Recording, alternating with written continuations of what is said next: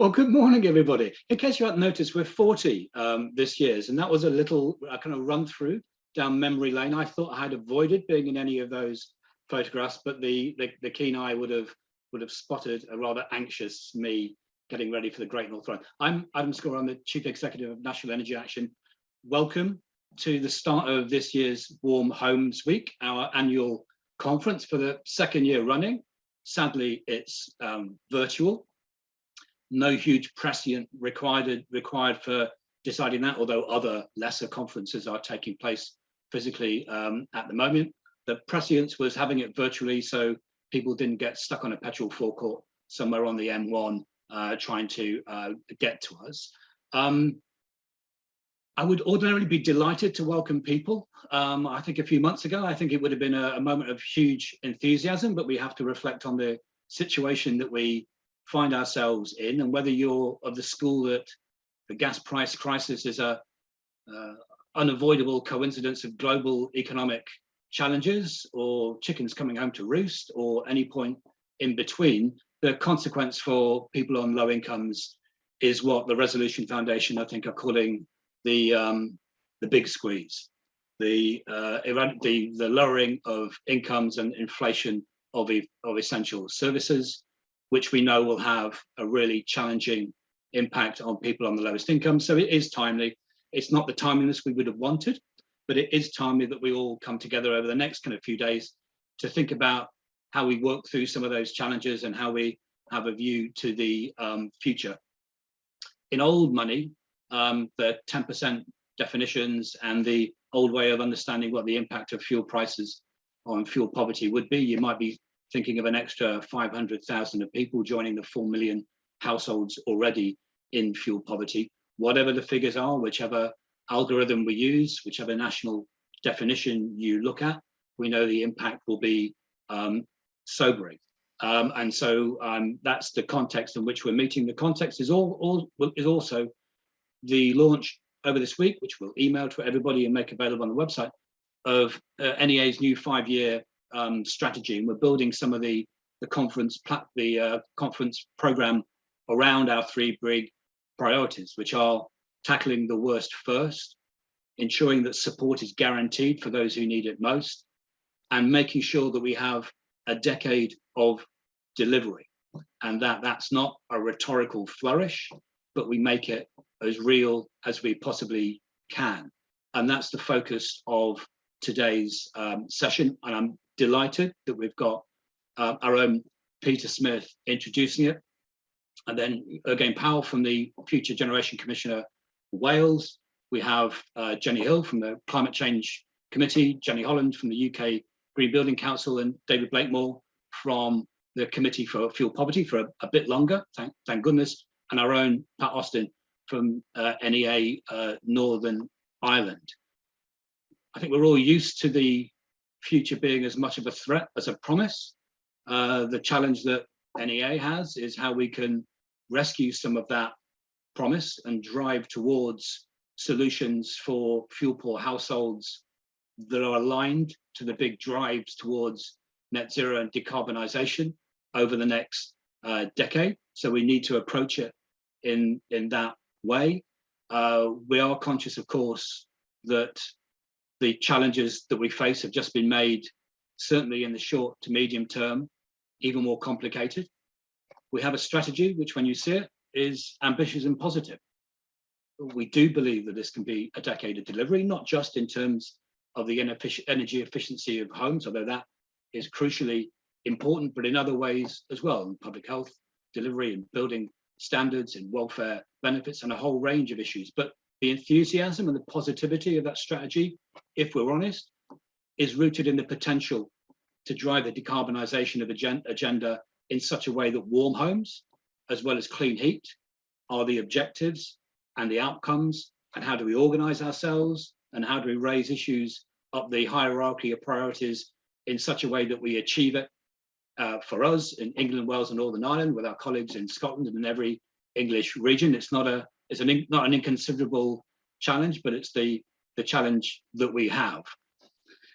You'll be muted and your videos will be turned off. There is a question and answer function on Zoom, which we would love you to take advantage of and pose questions for our speakers as we go through. We'll try and get to them, as many of them as we can, but truth is that we won't get through as many as we will see, but hopefully you'll feel that there's an interaction and we'll take away messages from that. So kind of without further ado, I'm going to turn to Peter Smith as our first contributor from NEA. So Peter, it's over to you. Thanks very much, Adam, and welcome to you all in terms of our Warm Homes Week. I hope you find this session and the rest of the sessions very informative and give you a flavour of some of the key topics that we're going to be looking at. I think the first starting point when we're looking at this key theme of a decade of delivery is juxtapose it with the previous decade. I think the previous decade we did see some limited progress in terms of reducing directly fueled poverty, and particularly the overlap between those households living on the lowest incomes, living in the least efficient homes. But above all, and rather disappointingly, I think we've characterised the last decade as a huge missed opportunity. Even at the start of the decade, we knew exactly what we needed to do, either in terms of bearing down on energy prices or increasing people's incomes, but crucially improving people's homes. And despite promising starts of one or two programmes and the continued contribution of things like the energy company obligation, we haven't really responded at the scale necessary to not only eradicate fuel poverty or make a huge dent in it, but also looking to make huge strides towards cutting our contribution towards climate change. We know that this has to be a decade of delivery. If it's not, we won't meet our fuel poverty targets, and we will certainly not come close to making the huge reductions in carbon emissions in buildings that we know are necessary if we're going to address runaway climate change. And with energy prices soaring, we need to use this as fuel to the flames in terms of making sure that there's much more ambition in this vital area to reduce energy waste within our homes. We know that because we continue to have some of the least efficient homes in the whole of Europe, we are uniquely exposed, or perhaps one of the worst exposed countries to the soaring gas prices that we're seeing. And we're literally wasting billions of pounds every year as heat escapes through our leaky roofs, floors and ceilings. We also know that the poorest are hardest hit by this situation. Like the current crisis in general, low-income households are uniquely exposed to the soaring energy prices that we're seeing because they disproportionately live within the least efficient homes. So it has to be a key priority that we use energy efficiency in improving the efficiency of people's homes, but also the quality of them and the healthiness of them to make real strides in terms of improving people's lives. And we can't allow, obviously necessary, but true to say, short-term fixes to detract us from that key task. And if we lose sight of that, particularly when the Chancellor stands up to deliver his spending review later on this month, sadly, we'll be back in this situation every winter. We'll be coming back to what is the root cause of the challenges that we have. And that is that we've got a housing stock that uses far more energy than is necessary to keep people warm and well in their homes. Just to touch on the scale of this challenge, it's pretty immense. Just looking at it from a fuel poverty perspective, we know that whilst some good work has been done to address the low-hanging fruit, as it's often referred to, we know that the big task at hand in terms of getting into solid wall properties, harder to treat properties, is only just beginning. About 90% of those properties across the UK with solid walls still need to be insulated to meet fuel poverty commitments and deliver net zero. We also know, and I'm sure Jenny from the Committee on Climate Change will touch on this shortly, that other measures desperately need to be prioritised, and we need to see a huge increase in their delivery if we're going to come close to meeting our fuel poverty commitments at the same time as reducing carbon emissions in the building stock. Last year, I think we installed something across the UK, something like 32,000 loft insulations. If we're going to meet fuel poverty commitments and get to net zero, that needs to be by 2025 up at 710,000. Similarly, with solid wall insulation, we did about 10,000 last year, and that needs to be up at 255,000. Cavity wall insulation, about 40,000 last year, and we need to get over 215,000. And that's before we really start the job in terms of changing out the primary heating within our homes. And we know that many households that are off the gas network will absolutely need to be prioritised in order to receive access to clean heat at the same time as reducing space heating demand. So we know that the challenge is vast, but we also know that there is an improving picture in terms of the funding position, which can support low-income households in particular to reduce their energy costs. We've welcomed the extension and the expansion of the energy company obligation and the more deliberate purpose of trying to make sure that we support those households that are living in the least efficient homes and bring them up to a reasonable level of energy efficiency instead of pepper potting individual measures. We also welcome the emergence this year of the Home Upgrade Grant, which is going to do some vital work in terms of tackling the inefficiency of our homes off the gas network and providing really extensive energy efficiency retrofits to those people that need them the most. It's absolutely vital that that programme is extended within the upcoming spending review. And the welcome programmes like the Social Housing Decarbonisation Fund are also there to support them. There's also national programmes that across the other devolved nations have continued, and perhaps we'll hear a little bit of that from Pat later. But again, they need to be at the scale which means that we can get at the people that need the most support to reduce their energy costs and live in the least efficient homes. There's also welcome regulations, and those minimum energy efficiency standards that were put in place in the private rented sector midway through last decade, absolutely now need to be delivered on if we're going to stand any chance of meeting our fuel poverty commitments and our carbon reduction commitments. And they need to be extended to EPC Band C by the end of this decade, again, if we're going to stand any chance of decarbonising our housing stock. Finally, to touch on some broader challenges, I've mentioned heat decarbonisation. We can only see one route or a primary route to decarbonise heating, which is to make use of the existing gas network for some households. But as the recent hydrogen strategy noted, we know that hydrogen is going to play a limited role for the foreseeable future. So we need to look at deploying heat pumps on a much greater scale than we have to date. I think the committee's analysis, Committee on Climate Change analysis, suggests we need a 1,000% increase in the deployment of renewable heat if we're going to meet our climate change targets and fuel poverty targets. That's going to have a big knock-on impact on the rest of the energy networks, and so we need to see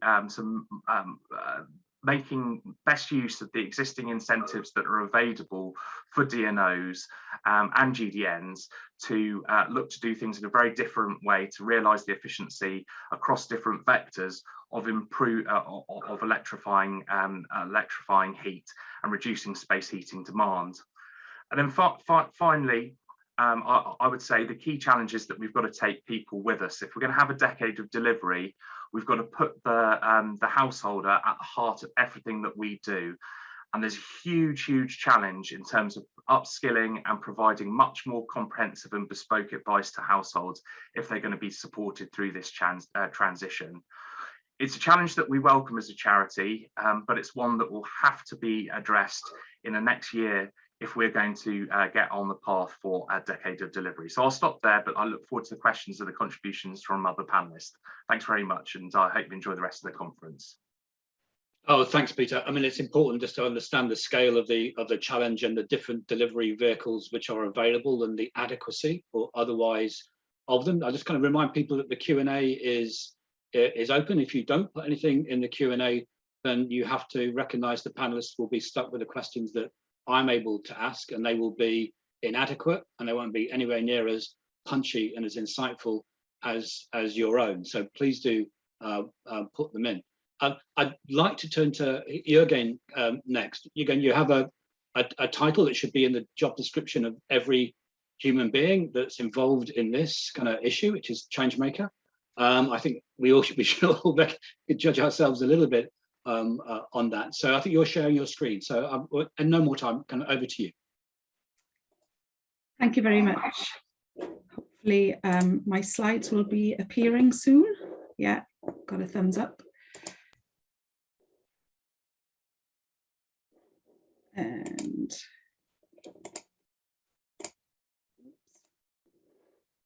okay, can everybody see the slides? Yeah.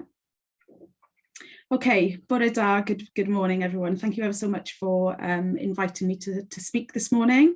As Adam mentioned, I work for the Future Generations Commissioner for Wales. So given this is a UK conference, the audience may not have heard of the Commissioner or be aware of our existence. So I thought I would quickly explain.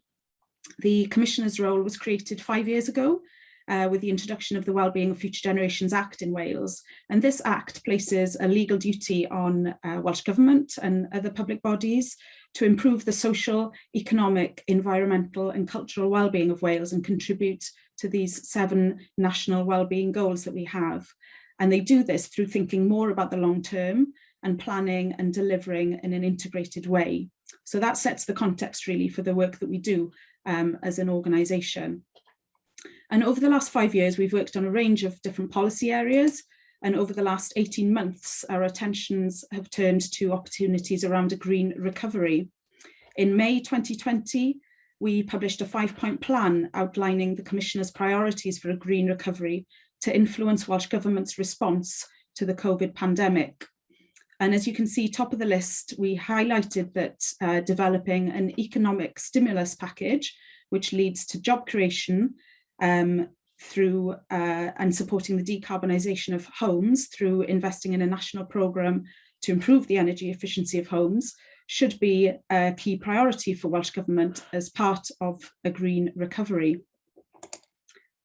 So really just to explain the context in terms of the work that we've done on this. So obviously Welsh Government declared a climate emergency a couple of years ago. We have very challenging emission reduction targets in Wales.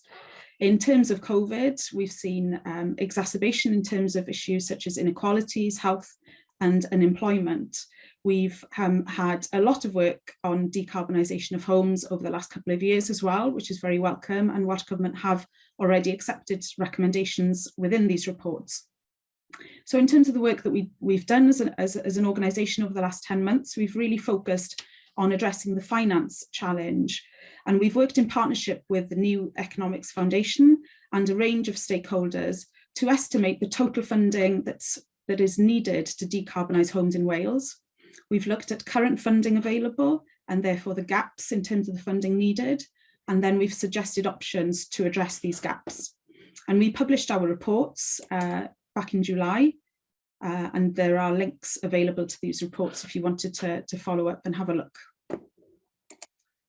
So really just in terms of the headlines, the work that we've done has found that we need around 15 billion worth of investment over the next decade to decarbonise homes in Wales.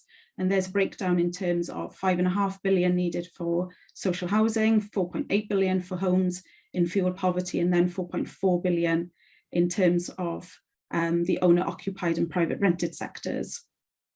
So it is a significant level of investment that is needed. So decarbonisation is clearly a challenge, but also a huge opportunity, because when we look at these issues through the lens of the Wellbeing of Future Generations Act, we see that we're looking at, thousands of new jobs that can be created to support this work. We're looking at benefits in terms of health, in terms of addressing poverty, as well as obviously looking at environmental benefits as well.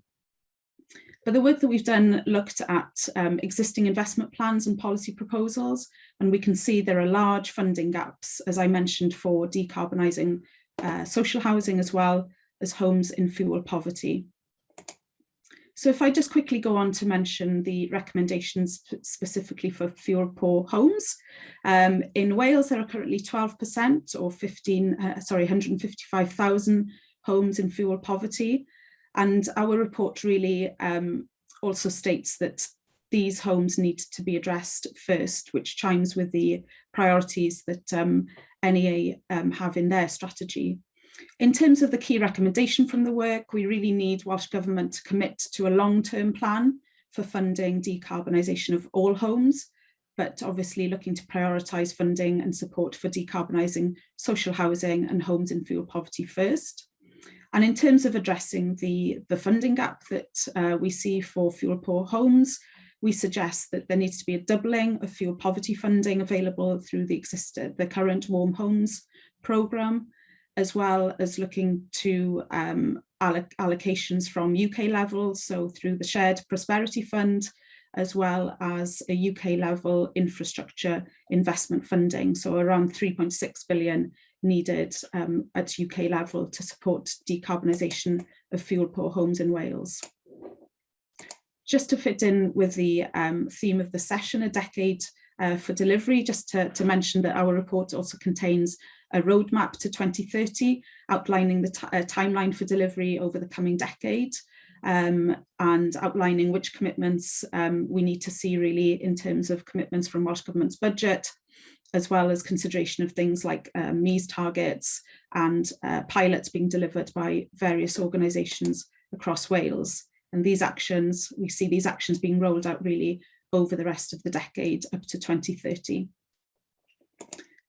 So just finally to finish with a little bit around next steps and implementation. Obviously, we will continue to collaborate and work closely with Welsh Government and key stakeholders, including NEA, and really trying to highlight the recommendations that we've come up with and how we can start implementing.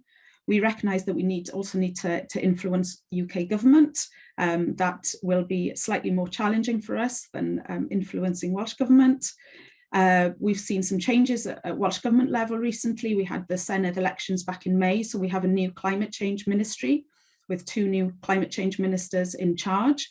They are very ambitious, and we saw this announcement just over the summer around targets for no gas boilers in homes by 2030, which we were really pleased to see because it was a recommendation, one of the recommendations in our report. So Welsh Government will publish their next Net Zero Wales plan next month, and this will outline what needs to happen across all sectors in terms of emission reductions over the next decade. And also we have COP coming up in November, which we feel is a critical opportunity to put pressure on both Welsh, UK governments and obviously globally to commit to accelerating the ambitious actions that we need. So I think I'll finish there. Hopefully rattled through the slides quickly enough. It's an exemplary PowerPoint pace. That's fantastic. Thank you so much. It was great to see the time frame and the dependencies of everything. I think for people who don't know the Future Generations Act or what it's enabled to happen in terms of a holistic kind of joined up view of how different policy incentives and how different impacts, it's really worth looking at. So thank you so much for that, and we'll come back to questions. Already some challenging questions about what we're going to do about the cost of materials, which may be well, who's going to pick that one up? Certainly not me, but it is real. Thank you very much. I can turn now to Jenny Hill, first of the Jennies. CCC constantly in the news, but also constantly providing some astonishing analytics and understandings of how we can meet these challenges. So it's always a delight to have Jenny at these sessions. So over to you, Jenny. Hello everyone, thank you so much for having me. It's a real pleasure to be here today, and an exciting time with the Youth COP, pre-COP kicking off, and also Warm Homes Week here in the UK. So I'll just cover a very few brief points and then look forward to some questions. Firstly, who are we? So I work at the Climate Change Committee. We're the independent statutory advisors to the government on climate. We cover both mitigation and adaptation. And our role is set out under the UK Climate Act, and it's essentially twofold. So we advise on the level of future targets, specifically the 5-yearly carbon budgets, which map the way between here and 2050, our net zero target. And also we are essentially a climate watchdog. So every year in June, we publish a progress report setting out how government is or isn't on track to meeting its legislated carbon budgets, we also set out recommendations for getting back on track. So in both of those roles, we are required to take into account the impact of our advice on fuel poverty. That's a requirement which is set out in the Climate Change Act itself.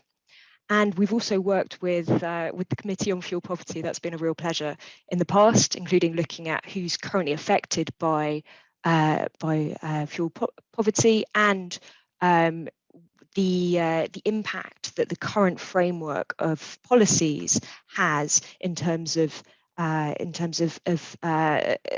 helping that in many cases, but also in some instances having a slightly counterproductive effect. So where are we now? Well, quick highlights from the 2021 CCC progress report. Peter's already picked up on most of these, so I'll be very brief. Essentially, it's a sobering picture in terms of insulation installations and low carbon heating installations. We are looking at levels which are a tiny fraction of what they really should be. So when we advised on the 5th carbon budget back in 2015, and looked at the kind of rates that would be required, we were envisaging that at this point we would have essentially 4 times the level of cavity wall installation rates that we currently have, and more than 10 times what we're currently seeing in terms of loft insulation installations. Heat pumps are only currently being delivered installed at 30,000 a year, and it's going to be a real challenge. That's not to say it's not possible, but it will be a real challenge to drive that up and create a really healthy, thriving market along the lines of the 600,000 a year, which government has signed up to getting to by 2028. And in fact, actually, I think we think we could do even higher, because once you take into account legislation coming in on new homes, that's 300,000 essentially, or thereabouts, given that we're not in a position to connect a lot of those up to hydrogen. And yeah, essentially we think heat networks will be a role, but heat pumps are probably going to be a favoured solution in many cases. So once you take into account those, then you're really looking at actually trying to get to above those levels in 2028, around 900,000 in total, we think, and that would put you on a pathway whereby you can really look to fulfill the kind of potential which we've identified as part of our net zero report and our 6th carbon budget report, which I'll come to next. So essentially, in terms of current progress, it is problematic. It is a situation that we can solve. There are also a few positive steps that I've noted. In particular, I think there's a really important conversation which is currently taking place around rebalancing the policy costs on electricity bills and gas bills. That's something that I'd like to go into in a bit more detail, because I think it could really help. It could really help decarbonise heat. It could also really help make this affordable for fuel poor homes, but we have to do it right. And there are a few delicate issues which I'll come to in the next section. So I guess just to pause to reflect briefly, I was really pleased to see that the title and theme of this session and of the conference is Decade of Delivery, because this is exactly how we see it at the CCC. And of course, that is absolutely, first and foremost, meeting our fuel poverty targets by 2030, but also more broadly, as I mentioned, if we look at what net zero means for the UK and for our economy, essentially we're talking about getting to a point where in the early 2030s, all investments are in low carbon investments. And that is based on this fundamental intuition or reflection that if you want to minimize disruption, if you want to allow for a natural replacement rate, a natural turnover in assets and minimizing the amount of scrappage, then you're looking at essentially a 15 to 20 year window for most of these high carbon assets to turn over. And that very much applies for the building stock. So essentially we're talking about all heating systems going in being the low carbon type of heating from the early 2030s. And that really, I think, helps concentrate our minds on the task ahead over the next decade in terms of building up those supply chains, but also really renovating our building stock and ensuring that the energy efficiency potential that we know is there is actually delivered on. So there is, I guess, a question when we talk about the decade of delivery as to whether we think this is realistic or not. And I have to say that absolutely, my one key message for you today is that we do think this is a realistic set of trajectories. We absolutely believe that the carbon budgets and the net zero target are not only realistic, but that they will deliver real benefits for householders and for our economy more broadly. But there are some fundamental questions around who pays for this. For the fuel poor, the investment story, we think, is really clear. So essentially, if you look at the scenarios that we have, then we're talking about an investment cost of around 2 billion a year through the 2020s. That then falls to around 1 billion a year from 2030.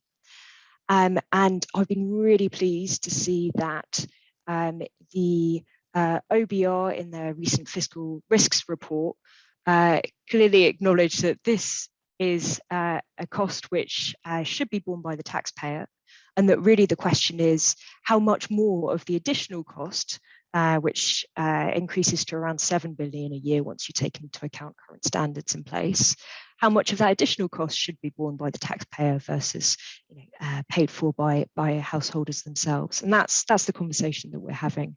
So that's a good start, and we're looking forward to that being recognised formally by Treasury. But I think this exercise that we've been through on the costs and that Treasury has been through in terms of looking at who pays for some of these costs has been a really helpful piece. So that's the investment cost story. The other story, which I mentioned briefly, is the operating cost story. So here we have a fundamental problem, which is that currently the price of electricity is around 4 times or more the price of gas. So essentially, even if you have a very efficient heat pump, which is say 4 times more efficient than your gas boiler overall, you're still not necessarily quite seeing those savings that ideally you'd really want to get on your bill in order to make this an attractive move. And the conversation that has been had in policy circles there is around essentially looking at the portion of costs on our electricity bills which are paying for decarbonising the power sector. So the costs for contracts for difference, for instance, for renewables, and looking at whether there's a way of shifting some of those costs across. And there are different ways of doing this, but shifting some of those costs across from electricity to gas, so that for your dual fuel householder, you wouldn't see any net aggregate impact on your bills. So your costs, your electricity bill would come down and your gas bill would increase, but in terms of the total, it would still be in the same ballpark. Now, that obviously really can help your question of getting these savings from switching to a heat pump. But the issue that we see is that essentially when you look at the fuel poor, there are around 800,000 of those that are currently in electrically heated households who would immediately benefit from any reduction in electricity bills. But for the remainder of the 3 million, then most of those would actually see an increase in their bills from this. And this is because essentially when you look at fuel poor dual fuel households, they typically use much more gas relative to electricity than your average householder, with the intuition there being that electricity consumption essentially goes up with income. So people have more appliances and use more electricity. Whereas if you are struggling to heat your home, then that typically makes up a much larger portion of your bill. So the reason I wanted to go into this is that I think there's a really exciting opportunity here in terms of making decarbonisation and making electrification possible.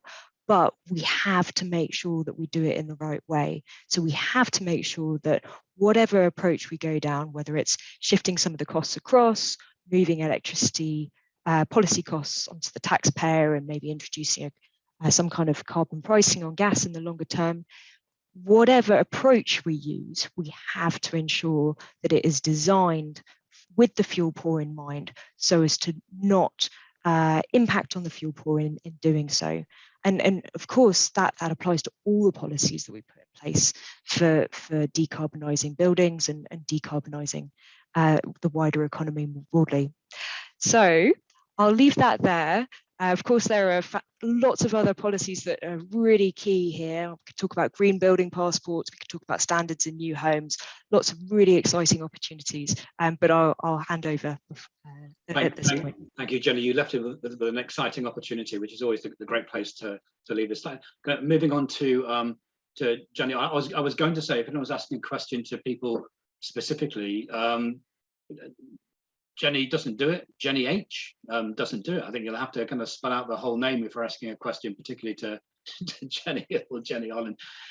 Jenny Holland, it's lovely to have you. Lots of people know kind of Jenny from kind of activism kind of over the years. But straight over to you, from the UK Green Building Council, kind of your views about how we get to a decade of delivery. Thanks very much, Adam. Yes, this Jenny thing is a bit of an issue at work. I'm Jenny H, but as you say, it doesn't work with the two of us here this morning.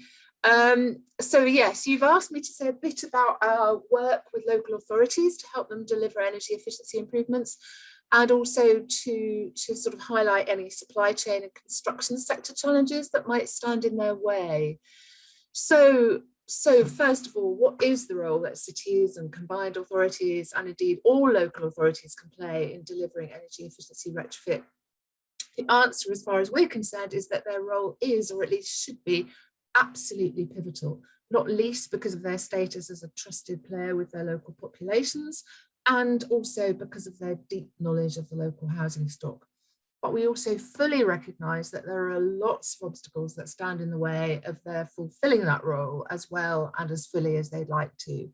Resourcing, skills, access to finance, millions of competing priorities, and so on. So recognising these obstacles and challenges, UKGBC has worked and continues to work in a number of different ways with local authorities to help them really take that leading role.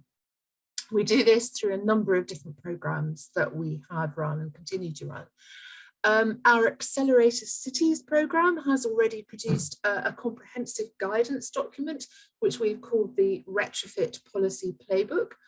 Not the greatest of titles, I have to say, which has a range of detailed recommendations for local authorities of all sizes on how to drive retrofit at scale.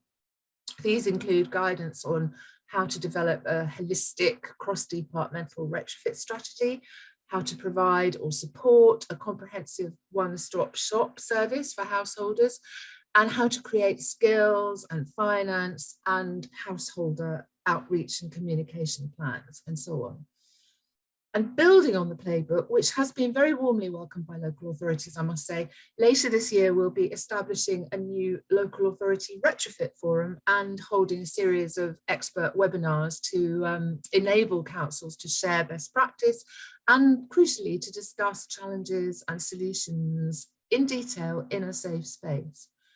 Another of our programmes, initially funded by the EU, so we're not quite sure what's going to happen to it, sadly, is called Build Upon, and we've collaborated with experts across the construction industry and 8 pilot cities across Europe to develop a so-called building renovation framework, which is designed to help councils all across Europe actually measure the environmental, economic and social impacts of building retrofit.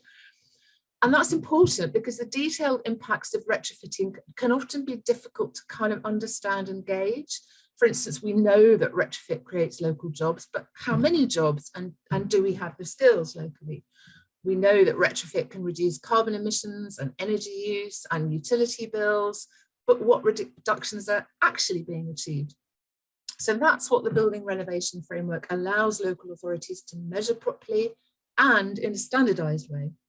And in the next exciting stage of the programme, our UK pilot city, which is Leeds, will be piloting the framework and feeding back lessons to us before the framework is then disseminated to all local authorities and to key stakeholders within government.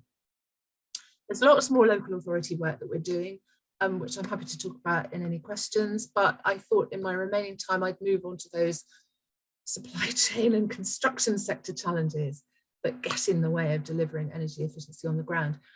And my goodness, it's a big problem. There's a lack of skilled people right across the supply chain.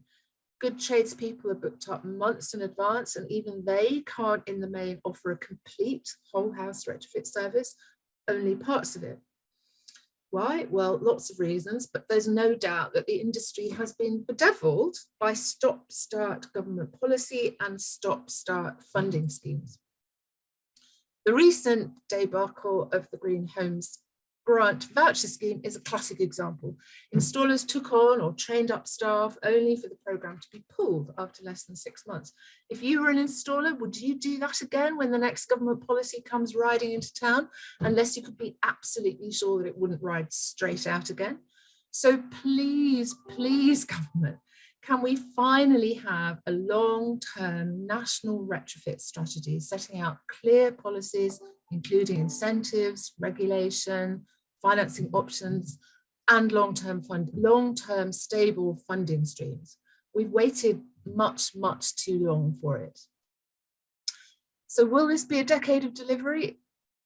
Well, it jolly well needs to be. According to the BEIS Select Committee recently, current installation rates need to increase 7-fold if we're to meet the target of all homes being band C by 2035.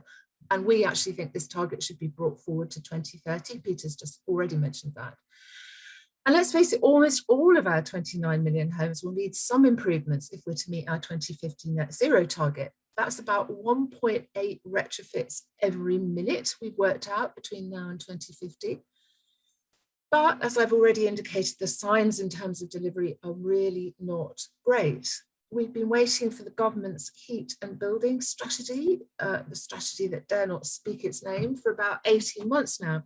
It's really got to come soon, not least because COP's just round the corner, and it's got to set out those clear, costed and funded plans for both reducing home energy demand and transitioning to low carbon heat.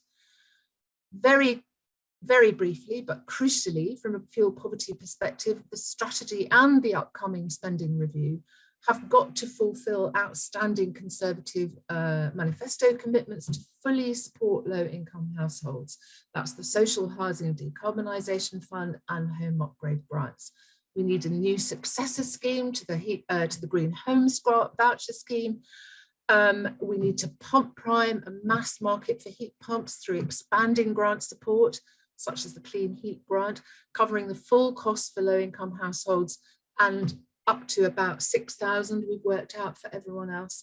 So there is a huge policy and funding, stable kind of funding vacuum, which we need to fill as soon as possible.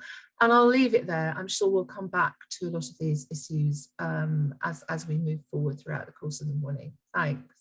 Thanks, Jenny. I think you've touched on a number of the questions that are in the Q&A already, and I think everybody's recognised that the necessary velocity, acceleration that's required is not just a steady increase on the speed at the moment. There's a big gap between the level of where we are and the acceleration, and the gap analysis, David, that the committee has been doing on the cost and the funding and the focus between what's required to hit the fuel poverty strategy is something which the committee has done a fantastic job to highlight. So David, can I over to you for a few minutes? Thank you.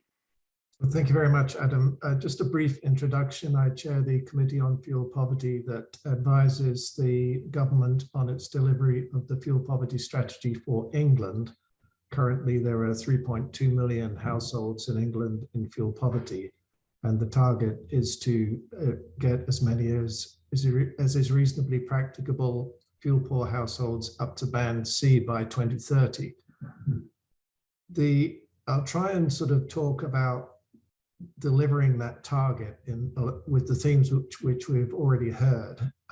Firstly, on a decade of delivery, the committee are strong believers that if you're living in a rented home, that home should be safe and affordable to heat.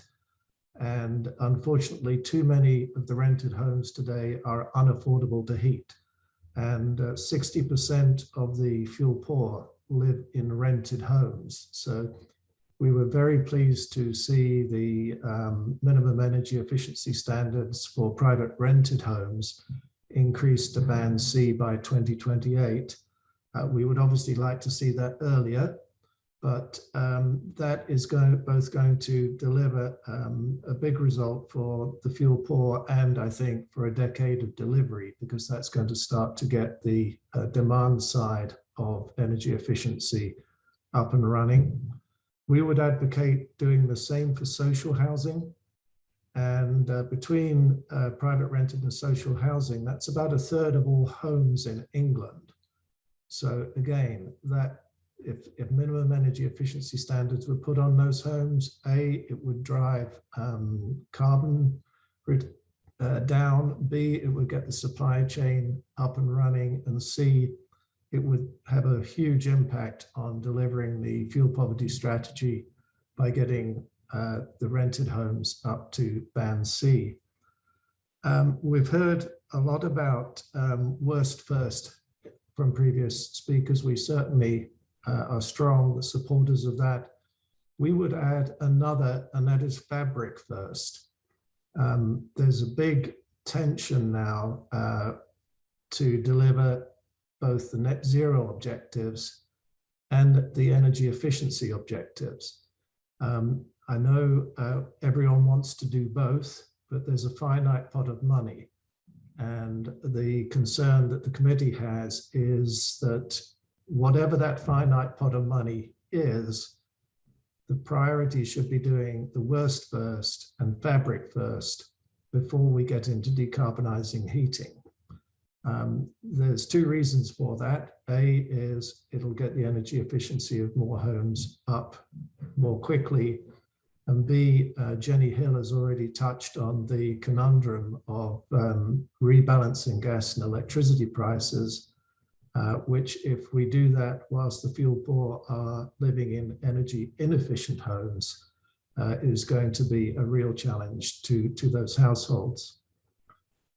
We've always talked as a committee to government to make the best use of existing funds before we ask for new funds. Jenny Holland touched on the new funding side, the Home Upgrade Grant and the Social Housing Decarbonisation Fund. We would fully agree that we want to see long-term commitments to those funds. But we have to remember that although that sounds a lot of money, 2.5 billion and 3.8 billion, the home upgrade is a 5-year program. The social housing is a 10-year program. So when you actually split it into how much money per year is that, it's less than $1 billion. So it's important to get those funds approved and targeted at the worst first, but it's not a solution. We've been big advocates for making better use of the energy company obligation, warm home discount, and winter fuel payment budgets. Together, those are close to 3 billion, or will be close to 3 billion a year in 2022 when the energy company obligation and warm home discount budgets go up. We would like to see more of those budgets focused on energy efficiency versus bill support. Currently, 70% of those funds are spent on bill support, which doesn't sound to me personally to be very consistent with net zero. Secondly, we would like to see more of those funds focused on those most in need. I have a particular personal gripe that this winter government will help me to pay my fuel bill. I don't want to disclose my income, but I live very comfortably, thank you very much. I don't have a mortgage, I don't have children. Why should I, versus 3.2 million fuel poor homes, you could say the 700,000 pensioner homes receive a winter fuel payment, the 2.5 million non-pensioners don't. So I think government and leaders of all political parties need to get together to focus these funds, their big amounts of money, on those most in need and try and shift more into energy efficiency. So those are our key messages to government. And I think just rounding off without repeating the messages, we could have a decade of delivery if we put what I would say is reasonable standards on the rented homes. We could have a decade of delivery if we approve the additional funding for the social housing and home upgrade grants. But we won't have a decade of delivery for the fuel poor unless we focus the funds on those most in need. And coming back to Jenny Hill's point, we make sure that the impact of decarbonising homes on the fuel poor is not detrimental. We ensure that there's a just transition. And I'll just leave off with, people talk about a just transition, but that means you know who to help and where to help. And unless we get better at knowing the location, the addresses of those most in need, so we can target both fuel poverty policies and carbon policies at those most in need, we will not have a just transition. So we are very strong advocates to government to make better use of data. They have a huge amount of data that they could use, put together, if necessary, supplement with advanced statistics model to know exactly where those most in need live, so that we can get the right amount of help and the right amount of energy efficiency and home help to decarbonize their homes to those particular households. So I'll leave that right there. Thank you. Thank you very much, Adam. Oh, David, thank you very much. An awful lot on there. The two things that not just the two things that resonate, but especially the two things really important at the moment is, I mean, there are always policy trade-offs and tensions between things that you can achieve in the same way. And it is true for warm homes and clean heat. And we need to understand how we can use the same program and the same direction and the same effort and the same political consensus to do both at the same time. You two other things to mention. You picked on the sort of the heterogeneity of the fuel pool. They different tenure, different types of buildings, different types of circumstances. I'm going to come to Pat in a minute because it's different countries as well. And I don't know how folk in Northern Ireland must be tearing their hair out at all the focus on the GB market, as if it's the only place in the world where gas prices and wholesale electricity prices have gone up. But you also mentioned, and maybe it is the right time, we're on a tough political nut, because I'm a supporter of universal provision, but the value of the winter fuel payment and how it should be targeted. And just a little reminder that every year we get some great donations by people who feel they don't require the winter fuel payment and would rather use it to support NEA's campaigning action. Had to get that in. So I'd agree that's an excellent use, Adam. You know, I think it is. It's a challenge, but I think we're in difficult times. Indeed we are. Pat, over to you. Then we'll have about half an hour for discussions. Okay, thank you, Adam. I'm obviously going to focus on what's happening in Northern Ireland, but I would just like to say that the issues that you have all raised are happening here as well, in terms of the worst first, where are they, how do we target? So those are all key issues for us. But in relation to our particular and unique set of circumstances, we have a population of 1.8 million in Northern Ireland, 800,000 households, and we're governed by the Northern Ireland Assembly, which is a coalition government, and at the best of times can be very tricky to get things across the line. So we face the challenge from the macro point of view as well before we get it down to the household level. Our energy sector is very different to GB. we have 68% reliance on home heating oil, which is unregulated, and many people are having to go to the forecourt to buy 25-litre drums of oil at a much higher premium than being able to avail of 300, 500, 900 litres of oil. So that's a big issue, and a very stubborn issue for us in Northern Ireland to try to move that and get that shift. And that's going to be a big trick in terms of the decarbonisation agenda and how we move low-income households onto the likes of heat pumps. We also have our own regulator who's responsible for regulating the electricity, gas and water industries. And up until 2007, we only had one electricity provision in Northern Ireland. We had a monopoly. So since then, we've got about 5 other suppliers in the market. So again, relatively new, but our regulator fixes the incumbents' price level, which is the price then to beat. So we don't have the price ceiling that you guys have in England as well. And I think it's important to mention that. As Adam said, there's been much confusion for us in Northern Ireland, and even householders themselves not understanding what's going on. 25% of households in Northern Ireland are on natural gas, which was only introduced in Northern Ireland in 1996. And we're still building a gas network. So where the Republic of Ireland and you guys are planning introduction of new gas boilers, we're still building a network. And, you know, government are saying we will be able to put hydrogen into that network. And we have key concerns about how that's going to happen rolling forward. Big concerns about that as well. And some areas in Belfast, for example, we've got competition in the gas. West of the country is new, so it's regulated. And we have an area called the 10 Towns, which is also regulated. And the provider, Firmus Energy, have just announced last week a 35% increase to the cost, and that's applied to bills as from October this year. So we have very different strategies in terms of the regulator has allowed the companies to pass that through, and that pain that you guys are experiencing in relation to the suppliers across the water, that's going directly onto the consumer bills from October. And I should also say that 80% of those customers in that particular area are reliant on legacy prepayment meters, which means that they have to take their card to the shop to put the top up on the card to come back and vend it in their machine.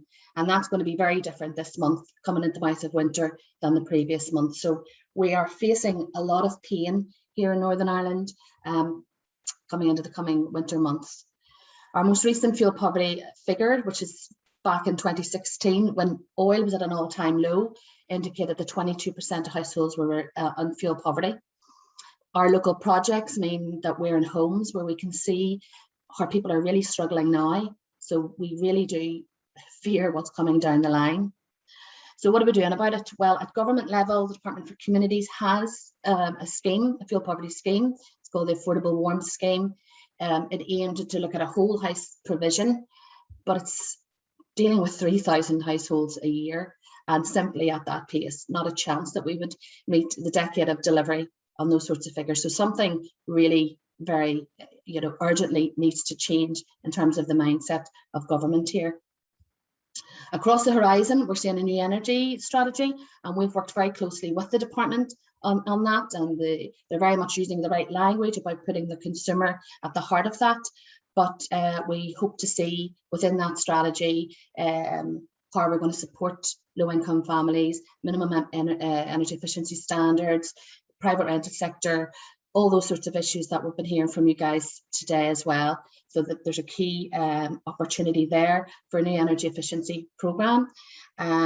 But we will need the Department for Communities, whose responsibility for the fuel poverty strategy, now to get right back in behind the energy strategy to see how we can measure, target, plan, and have a new and invigorated fuel poverty strategy going into the future. Really, there's lots of other things I could talk about, but in the main, there's a really tough time ahead here for people. We need to try to put things in place. The Fuel Poverty Coalition has come together in Northern Ireland, and we have looked at urgent and emergency help for householders. And that's gone up to the department actually today, getting sign off from the Fuel Poverty Coalition. But can we do it? Well, I think with all these things, with the political will, it can be done.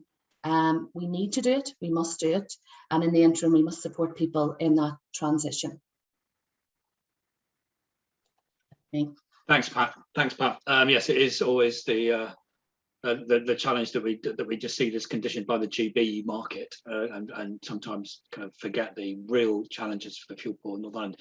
Thank you so much, everybody. That's been a really wide range, and I think we've touched on a number of the questions that have been raised. Colleagues can look to see if there's questions they want to pick out, but I think one of the tenors is, I don't think anybody would step away that we need to make this a decade of delivery. I think we've all got the sense in which it could be a decade of delivery if some of because there's obstacles and opportunities in equal measure, but there's been a lot of focus on some of the challenges to get over. So I don't know who would want to come in first on this, but obstacles obviously around costs. We've seen that in not just the cost per household, but actual material costs in the supply chain. We're seeing the political will hesitant about able to step forward and engage so many millions of households with something that in the questions could be invasive and with a huge amount of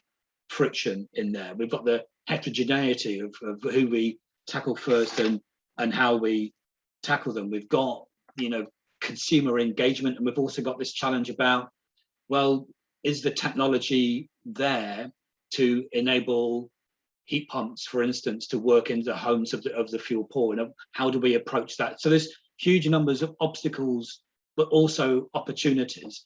I wondered people might want to jump in about what you see either as the real obstacle that we need to tackle, or the real opportunity that we need to maximize, if we've got a hope in hell of this being anything other than a rhetorical flourish, and we're here in 3 years' time saying, well, next decade's got to be the decade of delivery. So I don't know who wants to come in with your least favorite obstacle and your most favorite opportunity. Jenny Hill. I'm very happy to come in briefly. So I think if you're looking at the total costs of building to decarbonisation, then essentially you've got two major problems. One is that there are genuinely real costs here. So I think the most helpful thing to do is to put those in the context of the wider costs of net zero, which are affordable. We're talking about 1% of GDP overall, but a major line item is the costs in buildings. If you look, for instance, at transport, then we think the savings from switching to EVs will offset a lot of the investment costs, in fact, all the investment costs. So, I think the story that we need that essentially we're telling is that the costs overall are affordable, but there are major cost implications for buildings as part of that. And that really comes back to this point that I was making about fairness, and also that I made in response to one of the questions in the Q&A.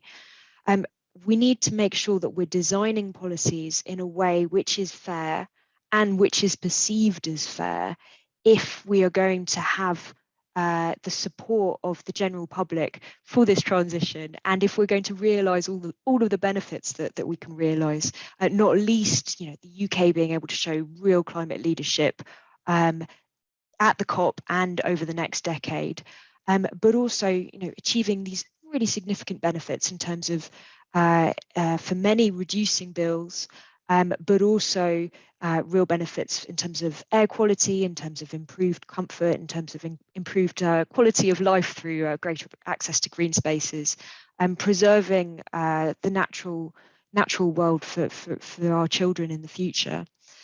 So that's my first point. The second point is that a fundamental part of this is looking at how we can drive the costs down. And there are real inefficiencies in some of the supply chains. I could focus on heat pumps in particular, but I think this applies more broadly, because we simply don't have the scale yet. And so in order to create that scale, you need to have a good policy framework in place. We see a role for standards, but you also have to have policies in place which look at how you can help manage some of the costs, and also make things really easy for people. So having good quality information, making sure that they're supported, making sure that they're comfortable that anything they invest in and any changes made to their home are genuinely going to deliver the benefits and won't lead to any of the possible negative impacts that you get with poor skills, i.e. things like damp or overheating.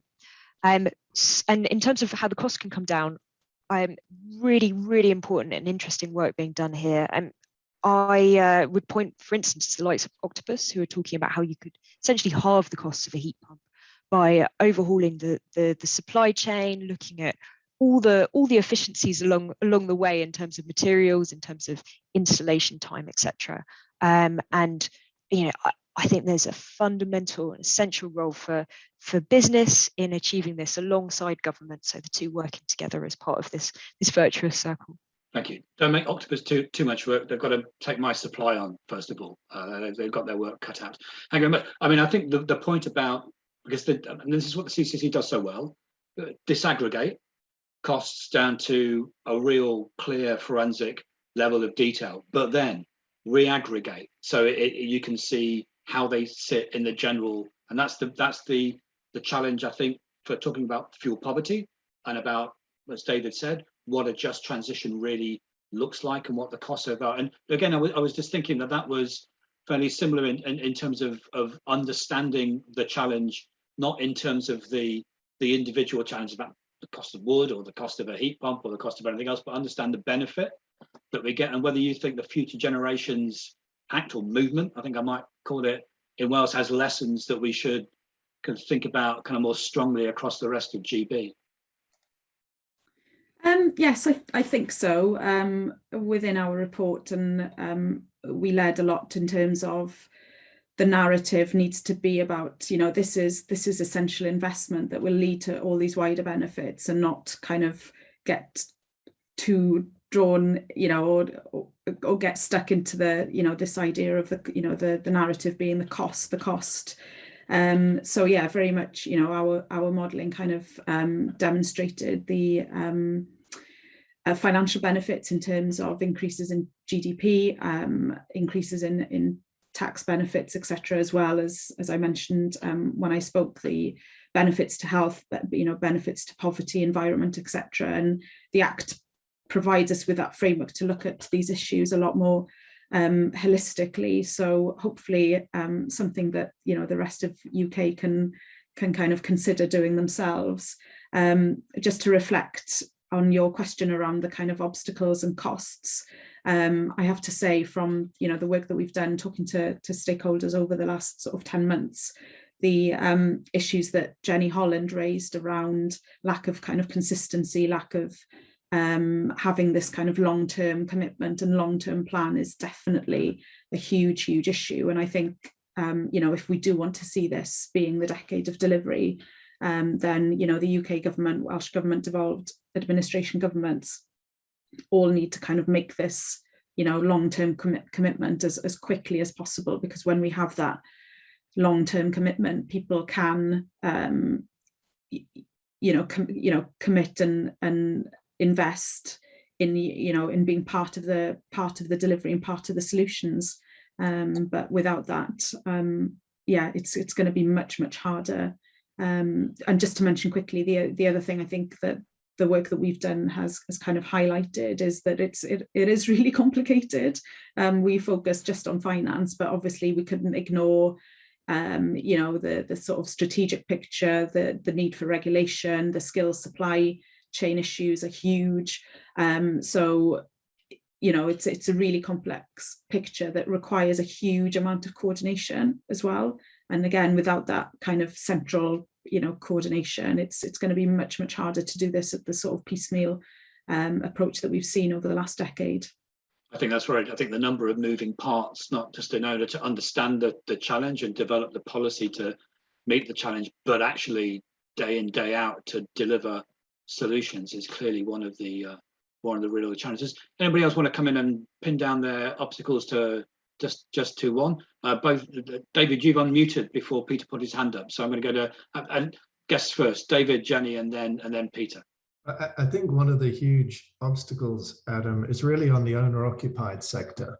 That's, at least for England, 2/3 of homes are owner-occupied, and we've talked about needing to help those who are unable to pay, and so we'll put that to one side, and we obviously need to address that. But I think the big challenge is with able to pay.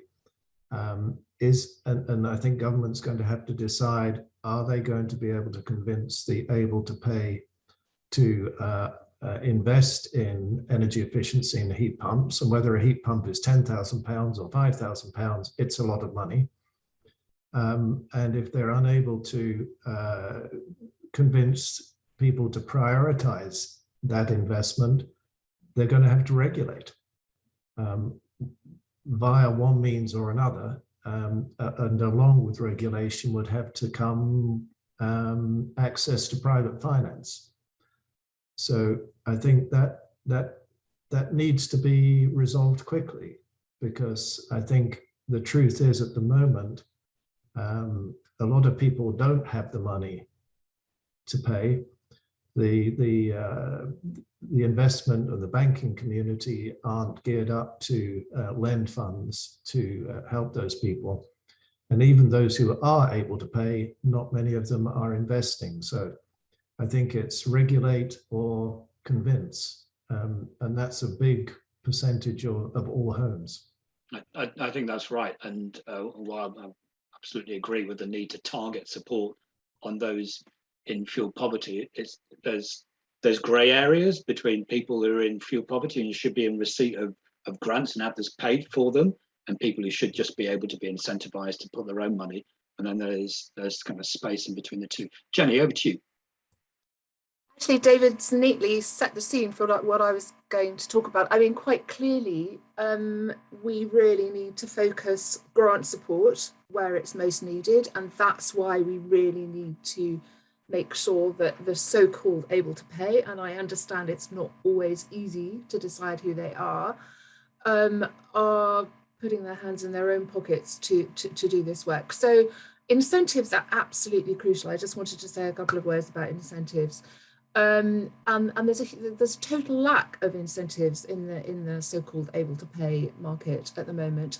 I have to give a plug for a report that we produced in the spring on our proposals for a stamp duty incentive. So variable rates of stamp duty dependent upon the energy performance of the home. And we think that that has a significant role to play in kind of creating a value for energy efficiency in the home buying market, which currently doesn't exist. And over the longer term, really driving a kind of value differential in the housing market between worse performing and better performing homes. Also, we, amongst loads of others, are clamouring for 0% VAT on the labour element of retrofit, repair and maintenance, and on energy saving products. We've got the ability, now that we're out of the EU, to do that. So I think there's a huge role to play for incentives.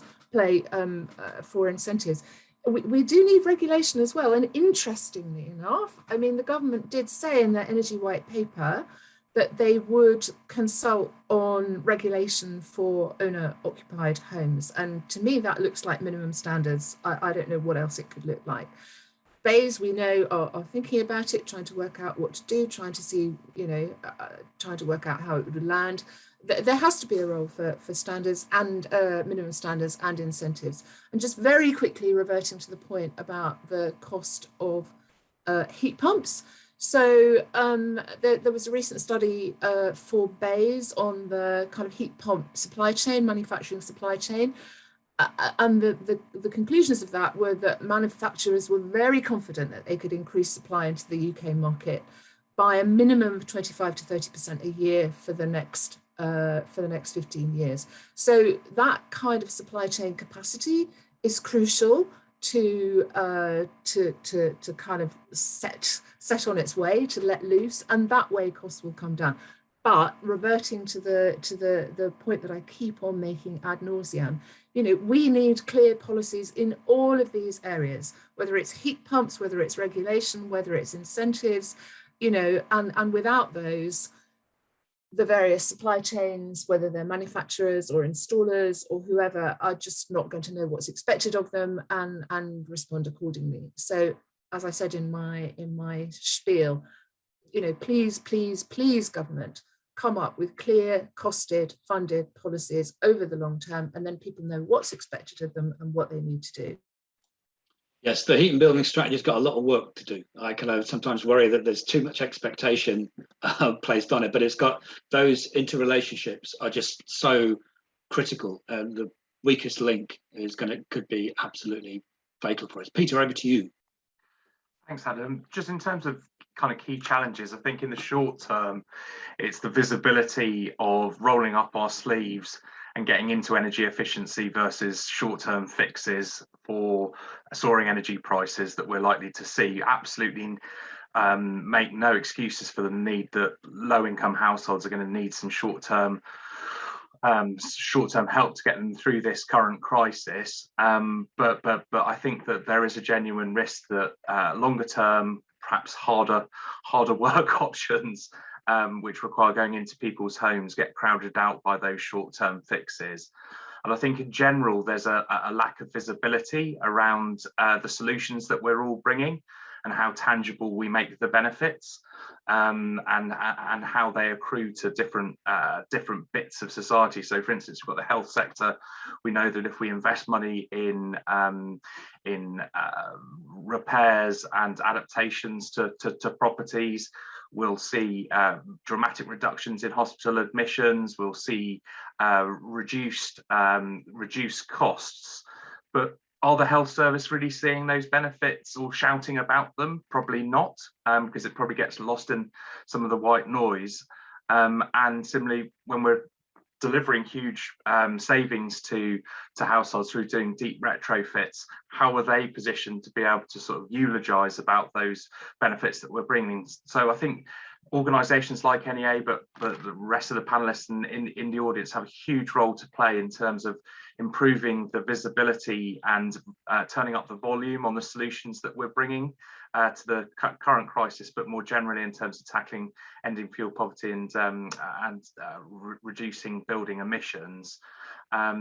Just basic things like taking policymakers out on site visits to see things make huge difference. Obviously, any politician loves their sort of high vis jacket moments, and you know, the wind lobby do a great job taking people out to see offshore wind farms and that sort of stuff. And we've got to really dial up the amount of outreach that we're doing to make clear our sort of case in this space. I think the big benefit I wanted to highlight, or the big plus I wanted to highlight, is this idea. I know it's the focus of a separate session, but about starting with the worst first. If we really do that, either in terms of helping those households on the lowest incomes, but also those living in the least efficient homes, often the most polluting homes, and we do that early enough in our decade of delivery, then we'll see the benefits over the course of this decade. And those huge benefits, which are much greater for those households that are living in the worst situations, we'll see those benefits accrue year on year up till the end of this decade. Whereas if we push all the hard stuff towards the back end of the decade or even later and say, oh, well, we'll only get to this when costs come down, we're making a huge upfront investment to only provide them with a couple of years worth of benefit. We've already seen that approach with the smart meter rollout, where there was an opportunity much longer ago to capture the benefits for low income and vulnerable consumers. And we're in danger of doing that with energy efficiency. So I just highlight the merit of that approach about focusing on the worst first and making sure that those benefits do accrue over a longer period of time, especially if we're spending a bit more money on them.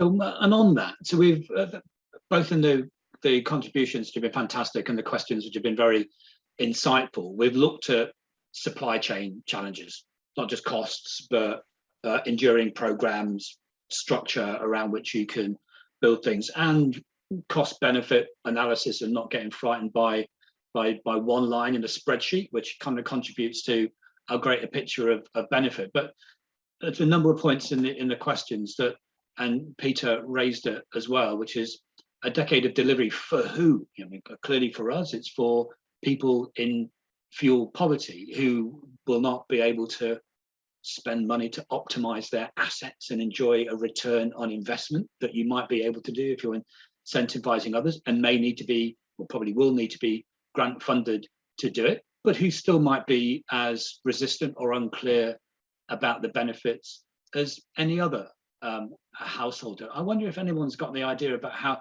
what we need to do to persuade, you know, soft, fleshy human beings sitting in their homes, especially those who are constrained with their incomes, about why for them this should be a decade of delivery, or could be, what that could mean for them in their own lives. So we don't just think about the systemic system and net zero benefits. Pat, you had your hand up. Yeah, I mean, I think one of the key challenges will be that behavioural piece, and I think it's certainly lacking in Northern Ireland. Even those able to pay don't know where to go if they wanted to decarbonise their home now. So for us, the one-stop shop type model, where an individual can feel that there's confidence and trust and trademarks and all those things. If you're asking somebody to put this sort of money forward, whether it be government money or whether it be people's own money in their back pocket, we've got to be confident that it's done right, it's done correctly, and the customer is brought alongside us. So that behavioural piece, I think, is bigger than we really have realised, and that needs tackled, whether on so many different levels, Adam. But we're hoping that the new energy strategy is going to bring forward the one-stop shop model in Northern Ireland, and that's a start. They may look just at starting at energy efficiency, but you know, the customer in Northern Ireland has lots of bad stories in and around energy efficiency, bringing people into their home, breaching cavity walls. So all that needs unpicked in order to start from a really good place. I mean, I think one of the big challenges for NEA in our strategy over the next 5 years, but actually day to day, is making sure that a decade of delivery is not just delivery, but a decade of success and a decade of benefit for fuel poor houses. And how do you do that? What are the stories? How do you involve people in those benefits? Otherwise, it's a reasonably sterile theoretical argument about how you move properties from one band level to the other. And frankly, for NEA, we're just not interested, or that's just not sufficient for that. In a couple of minutes, I'm going to have to wind up. So rather than pose the questions have been fantastic, and I'm an appalling chair, and I'm really sorry that I haven't picked them out and put them to people, but we've got them live, and I'm sure we'll come to them. But I wonder if anybody's got any thoughts, especially uplifting, optimistic thoughts by which we could end it, because I really would not, in my old student agitprop days, it would have been decade of delivery, rhetoric or reality, ? And I know which side I would want to go then. It's all about how we can make it less rhetorical and more real for people. So before I sum up, maybe Peter might want to come in on this, whether there's one issue or one piece of optimism that we should hold on to, because God's sake, we're going to need it over the next few years. If not, I'll do it. Well, I just wanted to, I just thought I'd kind of revert to the point I keep making, which is with clarity and policy certainty, things start to happen.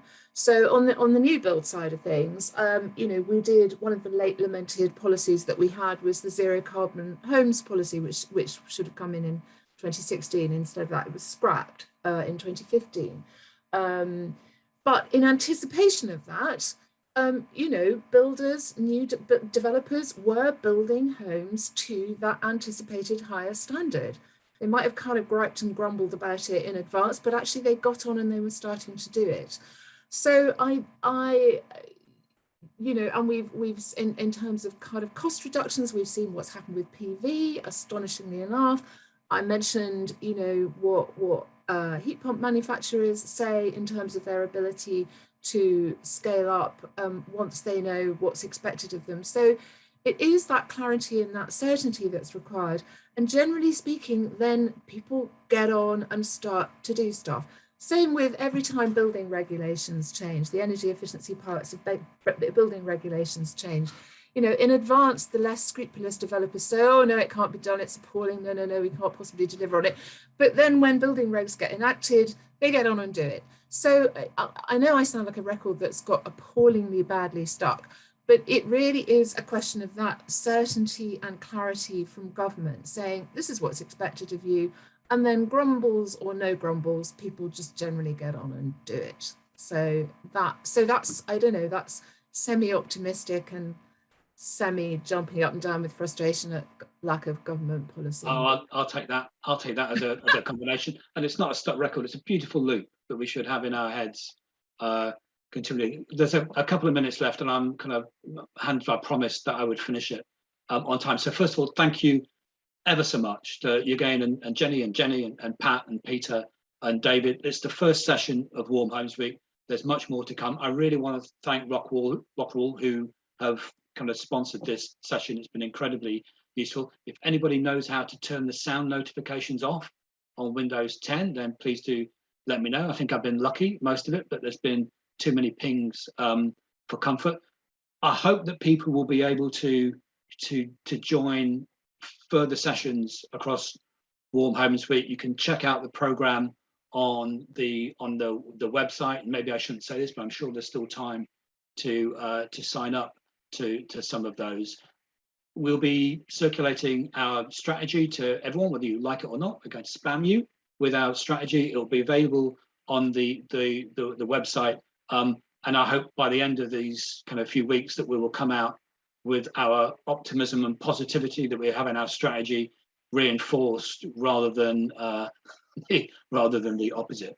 Thank you ever so much for the first session. Please join us for further sessions. In a physical world, we'd be able to thank and applaud the participants. We can't, so if there is a virtual emoji that people could possibly do to recognize great contributions from everybody, that would be appreciated. Thank you, everyone. I hope we see you in future sessions, but here endeth the first lesson. Thank you.